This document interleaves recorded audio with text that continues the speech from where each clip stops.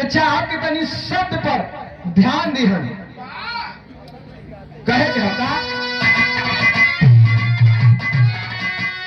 प्रेम का पुंज पुलकित प्रसुन ले चला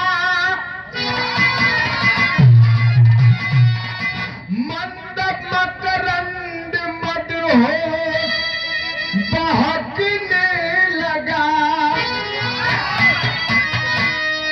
नित कली को अली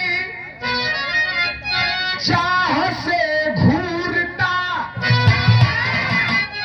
लेकर खुशबू गली में बहकने लगा बागवा इस नजाकत से अनजान था हो के देखो फनिद्रा में सोना लुप्त भरपूर उसका उठाया अली उसकी छवि से नयन दीप्त होता रहा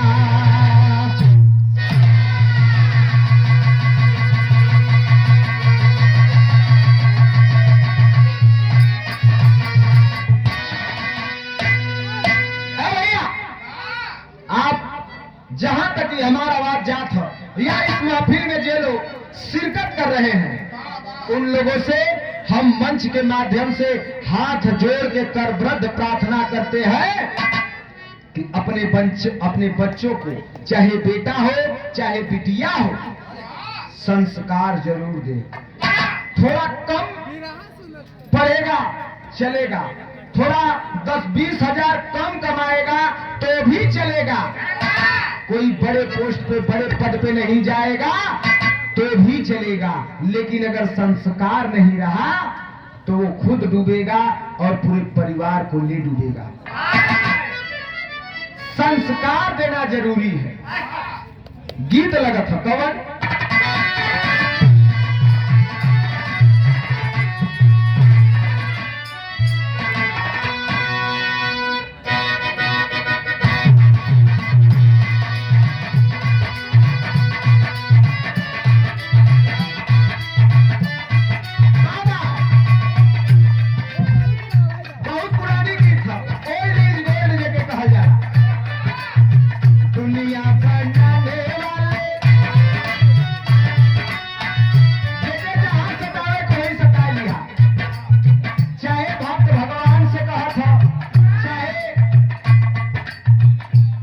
मुसलमान भाई लोग अपने अल्लाह ताला से कहत हुए, चाहे सिख समुदाय के लोग वाहे गुरु से कहत हो। दुनिया बनाने वाले क्या तेरे मन में समाई, काहे को दुनिया बनाई, तुझे काहे को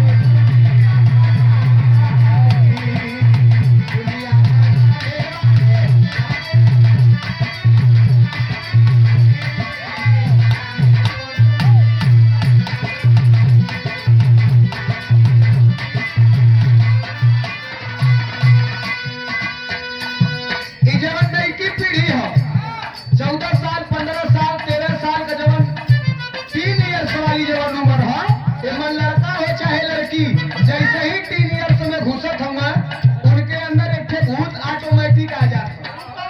लैला मजनू पर मैं तुमको बहुत प्यार करता हूँ, मैं तुम्हारे साथ जिंदगी जीना चाहता हूँ।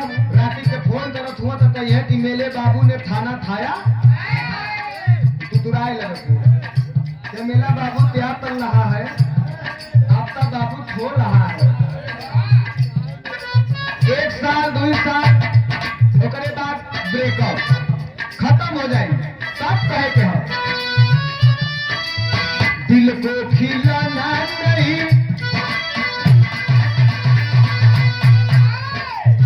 दिल को खिलाना नहीं, समझो जाई टूटी, लाखों जतन से नहीं टूटी।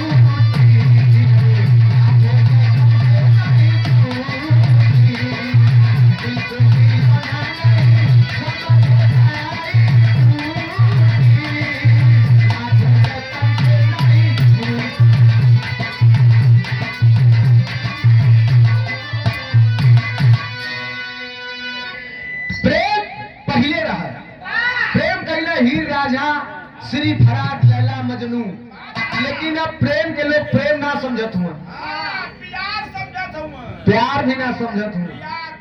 प्यार पियास, प्यार प्यार एक चीज होला, प्यार होला खा लेला हमने। अब एक पियास लोग समझत हुआ भैया। कुछ कवि जी प्रेम का परिभाषा लिखले हुआ का,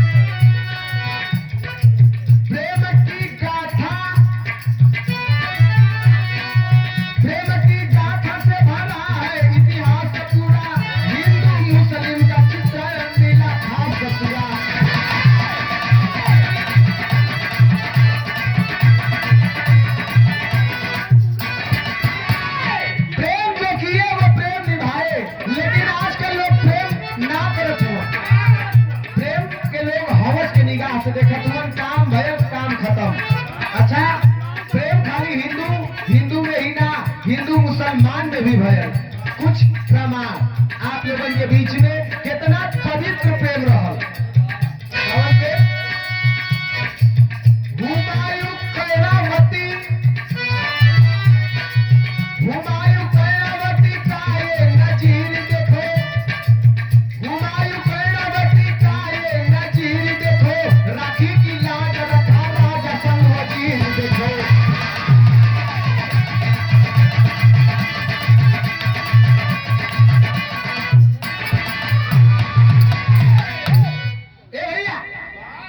दिल्ली का शासक हुमायूं थे और मेवाड़ की राजधानी, मेवाड़ की रानी कर्णावती। कर्णावती हुमायूं के पत्र भेजलीन और एक राखी भेजलीन और उस चिट्ठी में लिखले रहीन पत्र में कि भैया आप मेरे भाई बन करके इस राखी को अपने कलाई पर सजा लो और अपने इस बहन की लाज की रक्षा करो। हुमायूं भले मुसलमान था, लेकिन उसने न हिंदू देखा न मुसलमान देखा। उसने राखी को उठाया और अपने कलाई पर सजाया और सारी सेना लेकर के निकल पड़ा कर्णावती के लाज को बचाने के लिए। ई भाई बहन का प्रेम रहल। एक प्रेम मीराबाई भी कैली और एक प्रेम राधिका भी कैले रही। लेकिन ये कहानी उठ गई महाराष्ट्र से। महाराष्ट्र के पालघर जिला से एक स्टेशन है, जो स्टेशन का नाम है वसई। जे भाई बंबई गए हुई जाना थोड़ी, वसई एक स्टेशन है।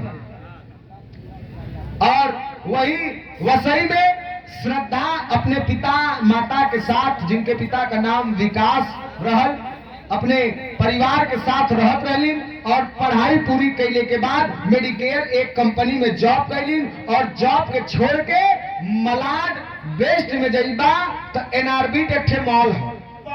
वो मॉल में बहुत बड़ा कॉल सेंटर है। वही कॉल सेंटर में काम करे लगली। अच्छा, वही कॉल सेंटर में काम करत रही तो उनसे उनके देखलस के आफ्ताब पूना वाला वही कॉल सेंटर में काम करता था। जब देखा तो सोच लिया, ओह इतनी खूबसूरत, भगवान बड़ी फुर्सत से एके बनौले हुए, इतनी नजाकत, इतनी खूबसूरत, एकरे दिल का राजा अगर हम बन जाए तो कितना बढ़िया रहा। कॉल सेंटर में एक ही जगह काम करने के कारण दोस्ती जल्दी हो गई और जब जल्दी हो गई तो वो दोस्ती प्यार में तब्दील हो गई और जब प्यार में तब्दील हो गई वो दोस्ती तो दोनों एक साथ जिए मरे का कसम खाए लगे। तब यहाँ पे एक लाइन तर्ज लिखी है,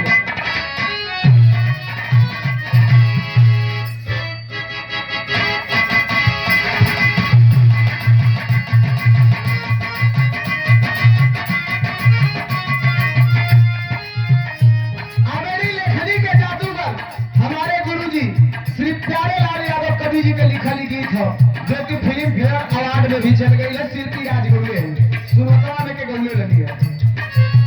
बढ़िया तैयार पिया के प्यार कोई रतिया के रतिया पहाड़ तीन भोई चल गए राजा तोर कतल तोड़ के चल गए राजा तेरे कतल तोड़ के बिना भले राजा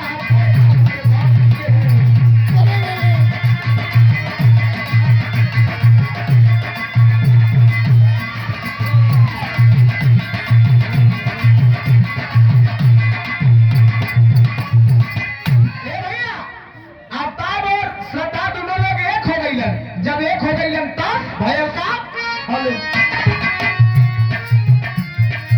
श्रद्धा के सरदाना जग में पुराई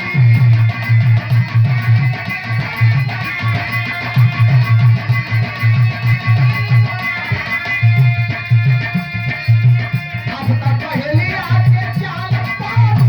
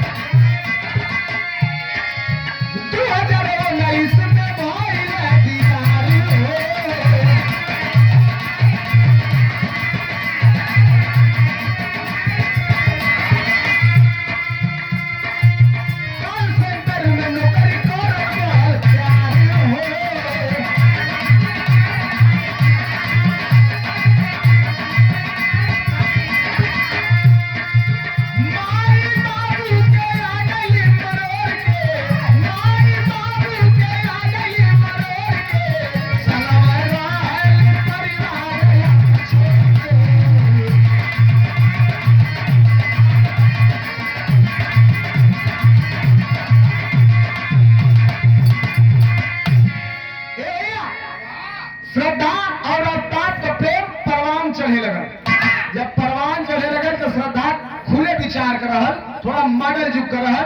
अवतार से कहलस कि सुनो, तुम्हारे बिना हमको हमारा मन नहीं लगता है, तुम ना रहला तो हमें खाए कभी मन ना कर। अवतार कहला कि आखिरकार यहाँ ड्यूटी से छुटले के बाद घरवा तो जही के होई, कहे ऐसा कोनो जुगाड़ लगावा कि दोनों जने एक हो जाए। 2019 का बात है, लगना जुगाड़ लगावे कि कैसे साथ रह जाए। श्रद्धा गई अपने घरे और अपने पिता विकास से बोली कि पिताजी वसई से मलाड जाए में बड़ा दूर है, कबो ट्रेन फास्ट पकड़ा जाले, कबो स्लो पकड़ा जाले, कबो ना पकड़ाबो करे ले इतना गर्दी रहला कि कबो चढ़ पाइला कबो ना चढ़ पाइला, बड़ा दिक्कत होला। कल हमारे एक सहेली वजह रूम लेके रहे, सोचे थी वही का रूम पार्टनर बन के ओकरे साथ रही। बाबू उनकर कहला कि सहेली है ना, सहेला ना ना, कहे नहीं सहेली है।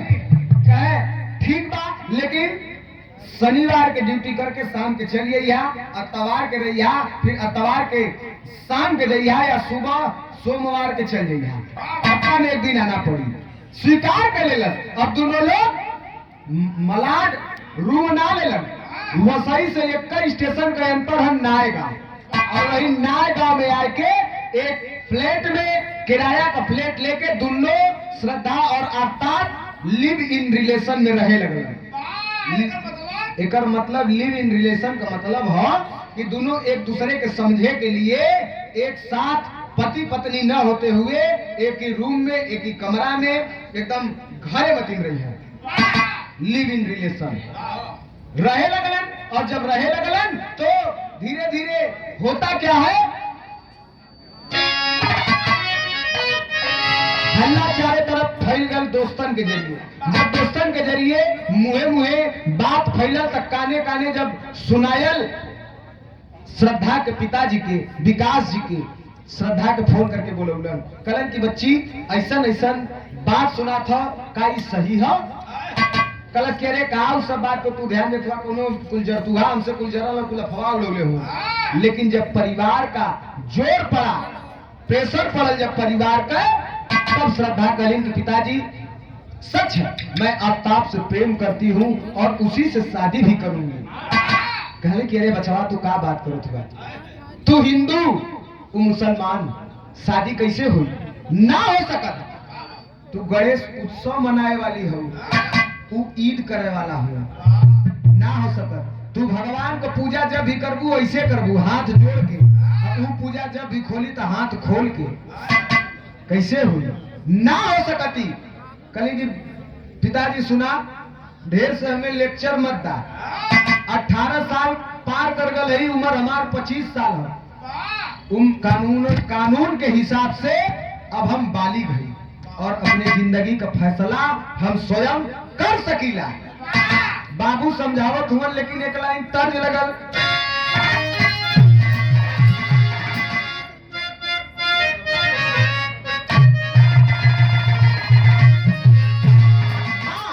तर्ज बड़ा पुरान है, लेकिन पुरनकी में मजा भी बहुत है। कौनो लड़की के देखलस, जब देखलस तो उ लड़किया से कहलस का कि गोरिया हो, अरे गोरिया रे बिजुरिया कहवा गिरी,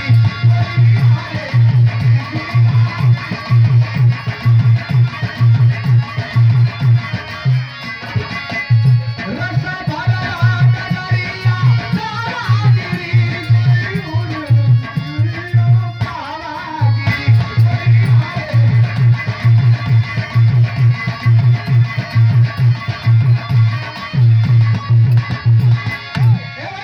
बाबू समझावे अगर श्रद्धा के, तो बाबू का बात श्रद्धा के कैसन लगा था? अरे बाबू के बचनिया जहर लगे,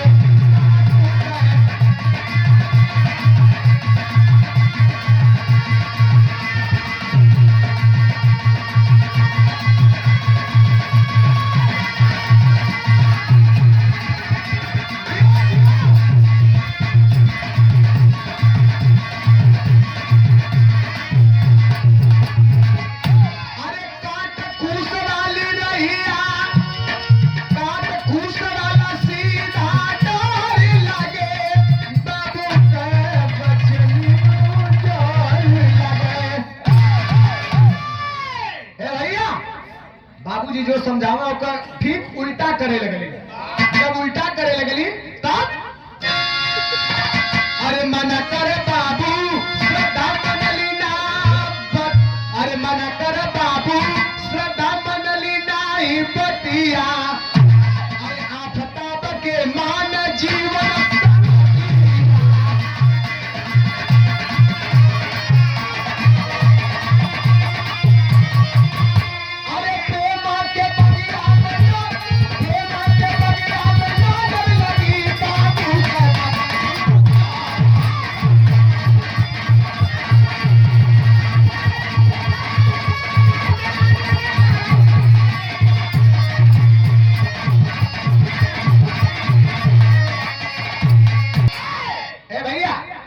जो बात समझावे ओके श्रद्धा एकदम माने से साफ इनकार कर गई और जाकर के कलश के पिताजी अब हम अपने जिंदगी का फैसला लेवे लायक है, आप अपन काम देखा। अब आज हम जाती, आज के बाद तोरे यहाँ आई ना, उल्टा पुल्टा बोल बाल के निकल गई। और जब निकल गई घर से तो वहां आफ्ताब के पास पहुंचल और आफ्ताब के पास पहुंच करके कलश की अब हम अपन घर द्वार छोड़ दे रही, अब तो रही साथे रह, अब हमके कहीं जाए हुए के ना हो। ये भैया जब ये बात कह दिलस, छोड़ छाड़ के सब चली आई, तब दोबारा वापस कभी अपने घर के तरफ ना तकलस। कवि जी लिखत हुआ का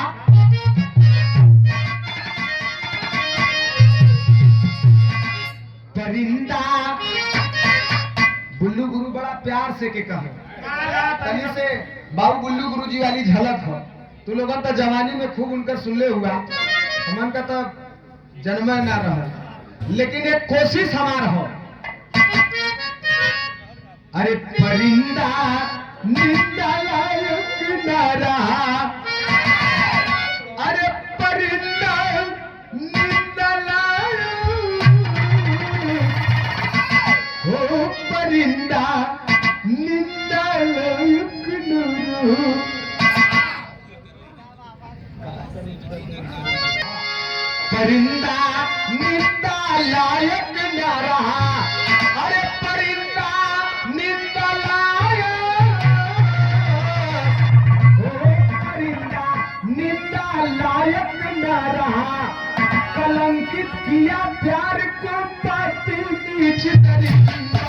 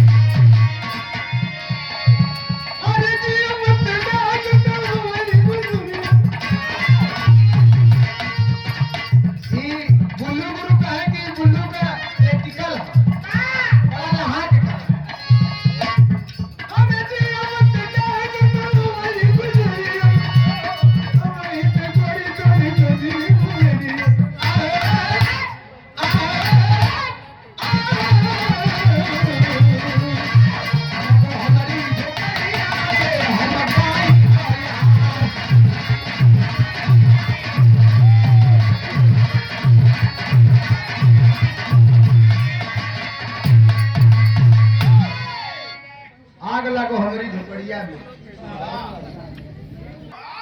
कलंकित किया प्यार को पापी नीच दरिंदा, परिंदा निंदा लायक ना रहा, मतलब निंदा से भी नीचे हो गई, निंदा के भी लायक ना रहा।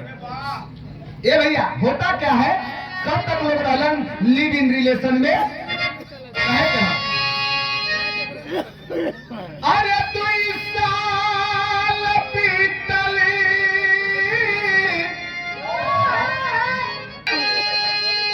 अरे तू साल बीतली, तब बम्बई सहरिया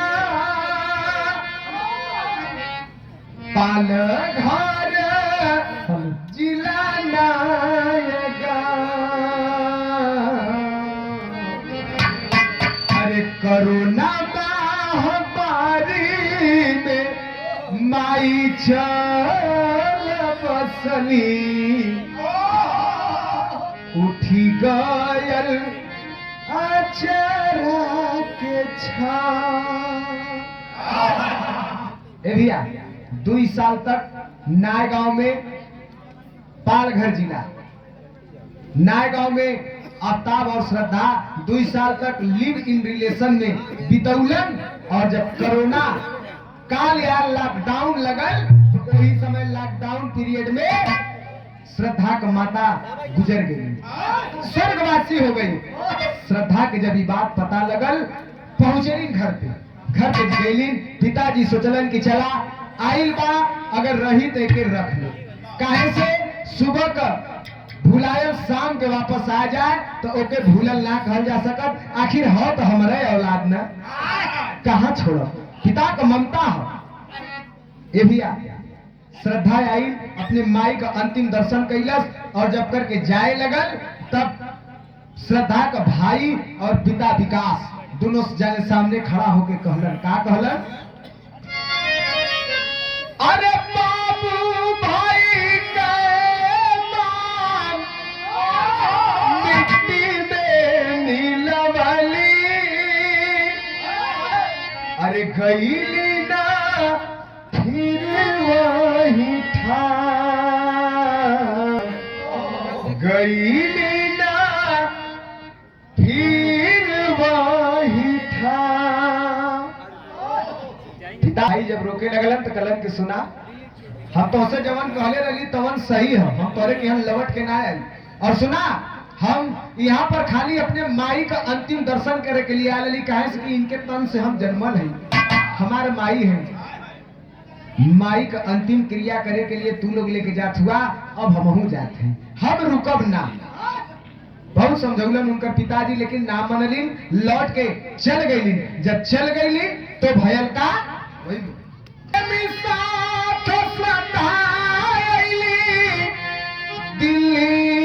राजधानिया,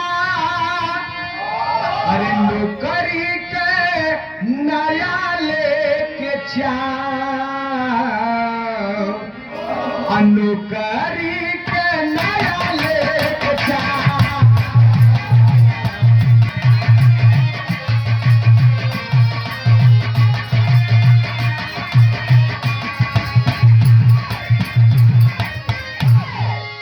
भैया श्रद्धाएं आई आफ्ताब के पास और कलश की सुना, कुछ दिन और बिताला, ओकरे बाद यहाँ से चल चला।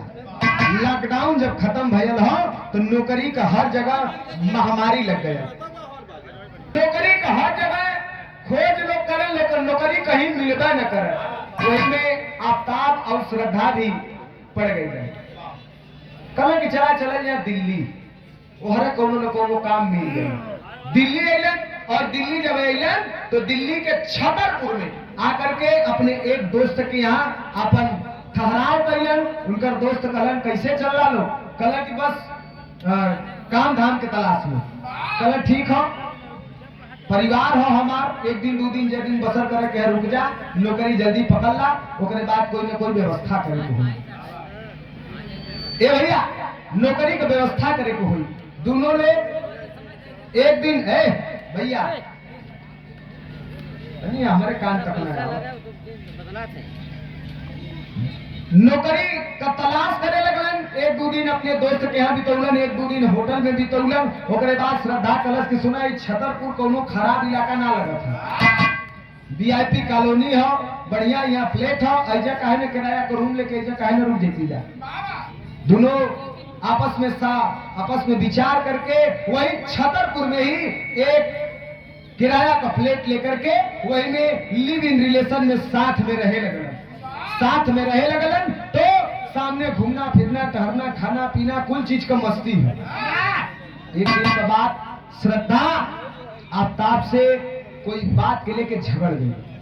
आफ्ताब कहला क्या बात है, क्यों डिस्टर्ब हो? कहा यार आफ्ताब मुझसे शादी कर लो। कहला आफ्ताब कि हम शादी अभी ना कर सके। कह नहीं शादी करो। शादी के जब जोर दबावे लगल तो जोर लगावे लगल शादी का, तो आफ्ताब कहा कि सुनो, तुम बॉम्बे से लेकर दिल्ली तक चली आई हो और तुम्हारी घड़ी की सुई आके यही शादी पे अटक जाती है, काहे बार बार शादी का प्रेशर बना रहे? श्रद्धा कल शादी का प्रेशर ना बनाई। कहना कह ठीक है, तब बम्बई में रहले का खर्चा और बम्बई से दिल्ली अले का खर्चा और यहाँ पर फ्लैट में रहले का खर्चा और खैले पियले का खर्चा, हर चीज का खर्चा एक केकरे माथे जाई। झगड़ा बढ़ गया और झगड़ा रुद्र रूप ले लस। आप बबूला हो गया आफ्ताब, आप बबूला हो गया कलश की साली। हमार दिल्ली हमही के मियाँ हमें लेके अली, हमही से झगड़ दी। पाप सवार हो गल सर पे और श्रद्धा के उठा के बेड पे पटक दिलस और पटक के चढ़ के सीने पे जब गर्दन दबावे लगल, श्रद्धा रोवे लगल, हाथ जोड़ा था। कहलस का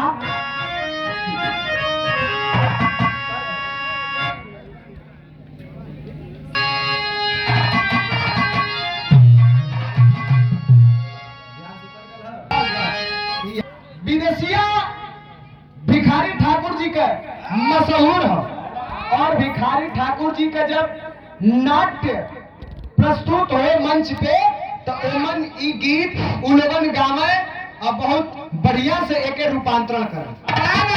का गावे?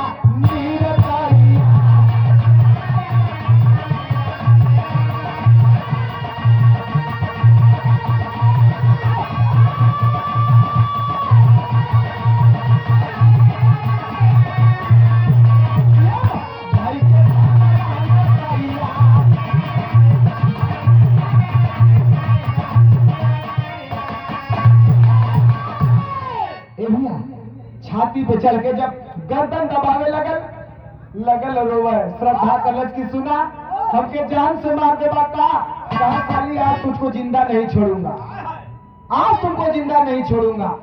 दिमाग खराब कर दी है एकदम से। कलश की सुना, हमके मारा मत, हमके मत मारा, शादी का दबाव बनावत थी यही से हमके मारत हुआ, खर्चा के लिए झगड़ा करत थी यही से मारत हुआ। तो सुना, आज के बाद तो के हम कुछ ना कहो, इतने हमार बात सुनना। का कहला? अरे श्रद्धा कहेली की दबाव ना बताई,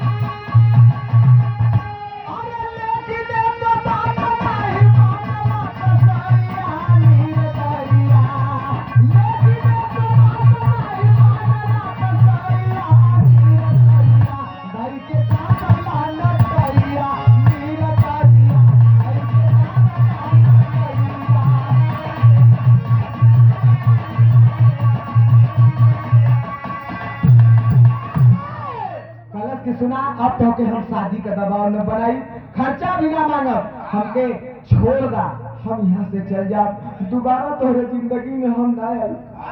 हमार बाबू समझौलन, माई समझौली, पूरे परिवार से हम दुश्मनी मोड़ ले ली तोहरे लिए, अपने संगी दोस्तन के छोड़ देली तोहरे लिए, पागल रही हम, छोड़ दा, अब हम तोहरे जिंदगी में दोबारा न आई। लेकिन बात को नहीं माना और गर्दन थोड़ा चाप के जब दबा देलस, वही श्रद्धा का प्राण तन से निकल जाए। प्राण पखेरु जब उड़ जाले तब एक काम है और करेला। का करेला?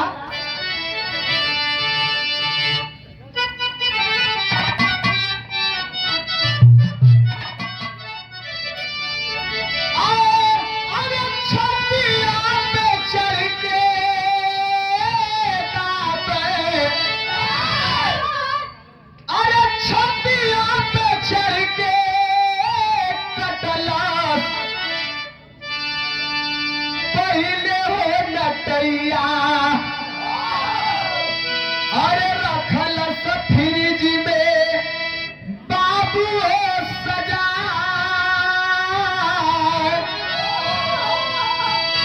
अरे प्रेमवा का मोल नहीं समझ निरदैया, अरे 35 कोटी में होते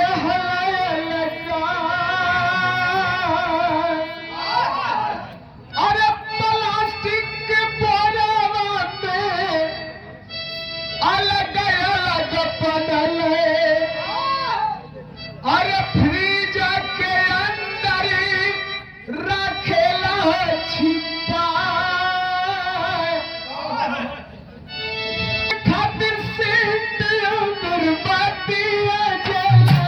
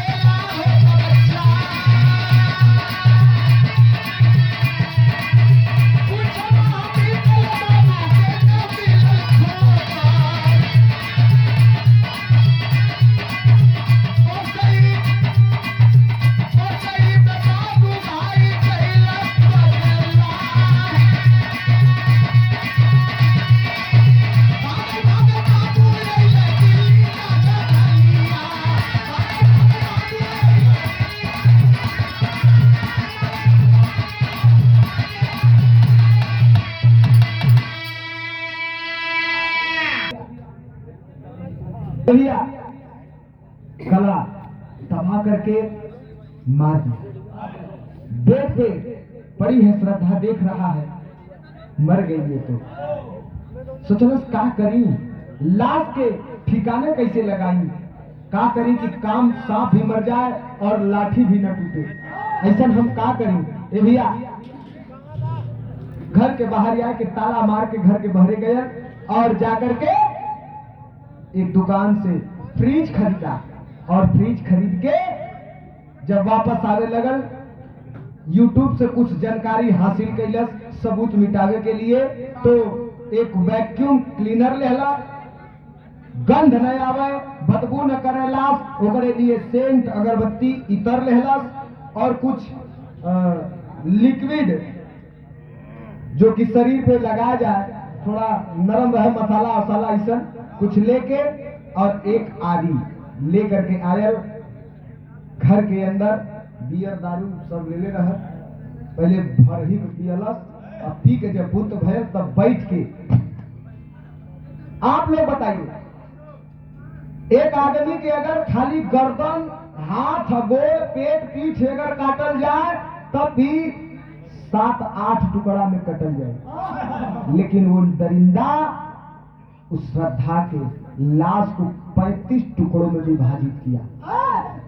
पहले चढ़ की गर्दन कटलस, हाथ कटलस, पोटी बोटी काट के टोटल 35 टुकड़ा करने के बाद फ्रीज लगा के एक काला प्लास्टिक में रख के, एक थैली में अलग अलग रख के, जो काटल श्रद्धा का डेड बॉडी है वही फ्रीज के अंदर रख देलस, मसाला लगा देलस कि खराब न हो, और सेंट अगरबत्ती छिड़क देलस।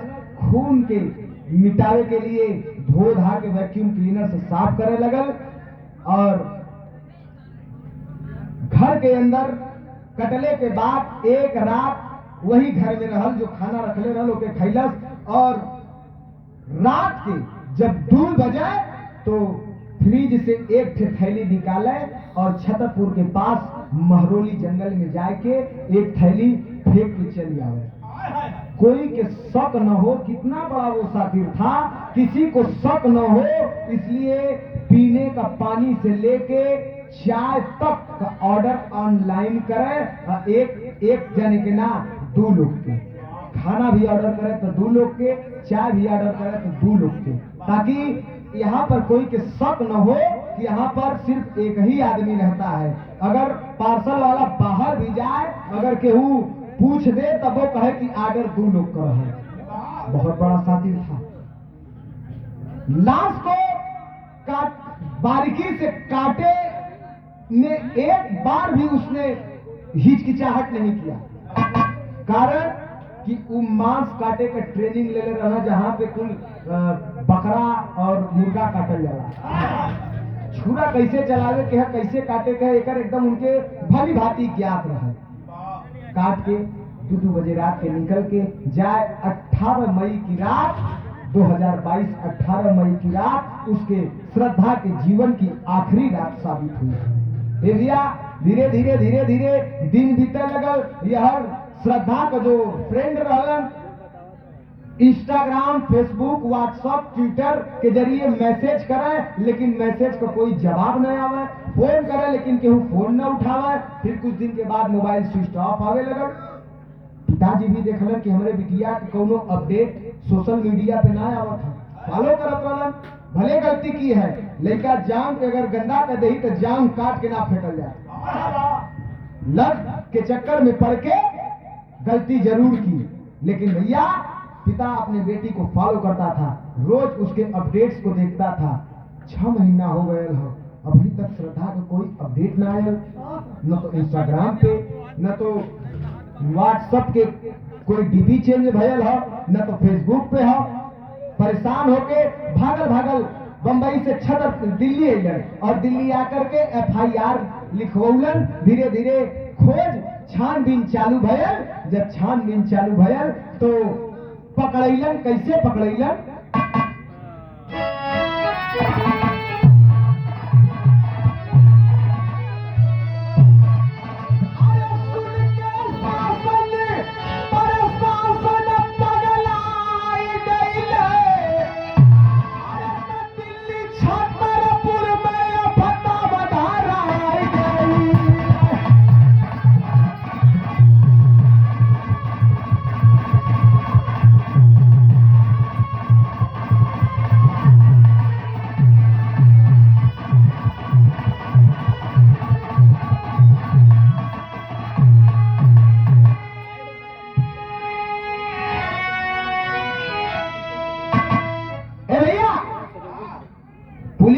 हाथ कहल है कि कानून के हाथ बहुत लंबे होते हैं।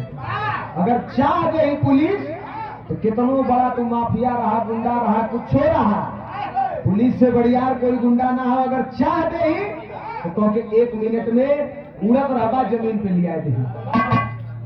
ए भैया पकड़ लेला छतरपुर में सुराग लगावत लगावत लगावत लगावत छतरपुर में जब अफ्ताब पकड़ाए लंगन, तब जब पकड़ा गिलन गिरफ्त में हो गई तब भयल का अरे पहले घटना से पापी पहले नकार हो, अरे कैलस कबूल जबकि पाया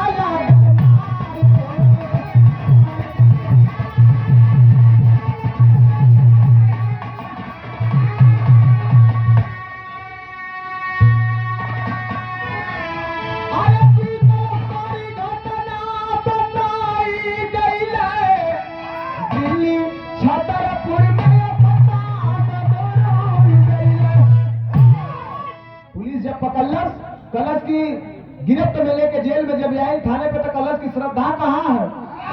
कलश कौन श्रद्धा? पहले तो खींच के एक पड़ाका रसीद कई बार कही धान से कुर्सी पर से गिर गए। कलश साहब जाना थी बतावत थी। कल बताओ कहे कि आज के 6 महीना पहले हम घूमा गली आउटडोर, और वो आउटडोर से जब घूम के ली जा तो कुछ खर्चा उर्चा के लेके हमारे में बहस हो गल, झगड़ा हो गल रहल, और श्रद्धा नाराज होके घर से निकल गई। कहलीन कि अब हम तोरे लेके दोबारा आई बोल नहीं, तू अपन देखा हम अपन देखा। अब से वो कहाँ गई हमके ना पता है। दरोगा साहब कहला कि साला अभी भी झूठ बोल रहा है। उनके बकायदे लुटाए के जब पुलिस का डंडा जब सड़सड़ चले लगल तो लगना कहे या अल्लाह रहम कर बंदे पे, कहला या अल्लाह रहम कर बंदे पे। और कहला कि सर रुकिए मैं बताता हूँ, अब सब बताता हूँ, अब मत मारिए, अब मरवा तो जान निकल जाएगी। रुक गई हम लोग। बताओ कहला कि श्रद्धा हमारे साथ ही रहती थी। हाँ, आई किल्ड हर, मतलब मैंने श्रद्धा को मारा है। मारे हो? कैसे मारे हो? सारी घटना के एक करके समझावे लगे।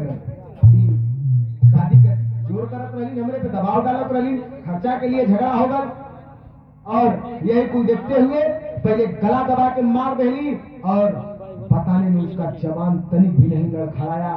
साफ साफ बता रहा था कि गला दबा के मारने के बाद 35 टुकड़ों में उसको विभाजित कर दिया। और फ्रिज खरीद के लाया, वैक्यूम क्लीनर लेकर आया, कुछ सेंट अगरबत्ती लेके आई कि महका ना, और फ्रिजवा में रखले रही। रोज एक थैलिया 2 बजे रतिया के निकली और महरौली के जंगलवा में फेंक के चली आई। पुलिस कलश की मारे क्यों? नहीं अच्छा लगता था तो उसके साथ ब्रेकअप कर लेते, छोड़ देते, वो अपने रास्ते रहती, तुम अपने रास्ते रहते, कम से कम जिंदा तो रहती। कलश की साहब एक बात और सुन ला, श्रद्धा हम पे हमेशा शादी का दबाव बनावे, लेकिन हम उसे शादी कर ना चाहत रही। लेकिन एक बात और सही हो कि हम उसे शादी कर ना चाहत रही, लेकिन ओके हम छोड़ के रह भी ना सकत रही। मतलब कि हम ओके छोड़बो न करब, अब बियाहो न करब। कल साले मार दिए। कहे हाँ ये देखिए, एक लड़की हो चाहे लड़का, संस्कार जरूर दीजिए। अगर संस्कार रहेगा तो खुद परिवार के खानदान को लेकर के आगे बढ़ेगा। पहले अफगानिस्तान, बांग्लादेश, पाकिस्तान, ईरान, इराक में हिंदू भाई लोग चाहे लड़की हो चाहे लड़का काटल जात रहलन, लेकिन अब तो हिंदुस्तान में भी बेटियां काटी जा रही है। सरेआम इज्जत नीलाम हो जा रहा है, कोई बोलने को तैयार नहीं है।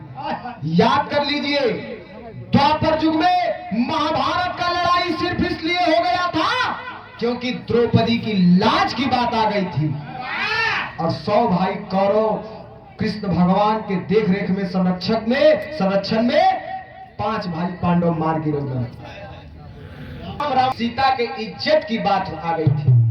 आज कलयुग में इज्जत सरेआम नीलाम हो जाता, कोई बोले वाला ना हो।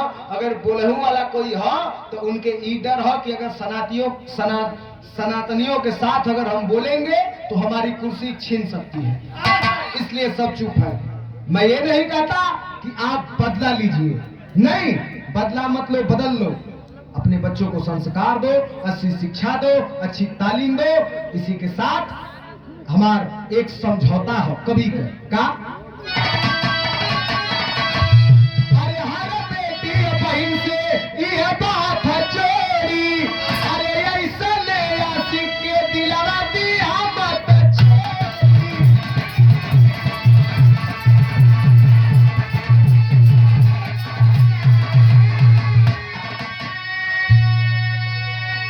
अरे तमाम दिल का फैसला दिखाई गई है, तो वही दिल्ली छतरपुर में या फटा बधाई गई।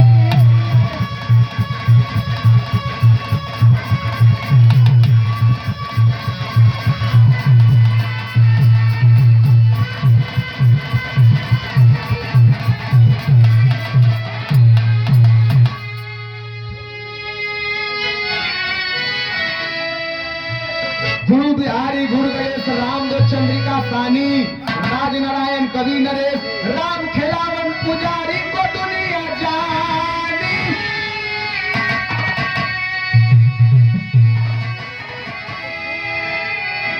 परिंदा निंदा लायक ना रहा, परिंदा निंदा लायक ना रहा, प्रमोद कबीर रमेश इंसानियत बची ना जिंदा, परिंदा निंदा लायक ना रहा।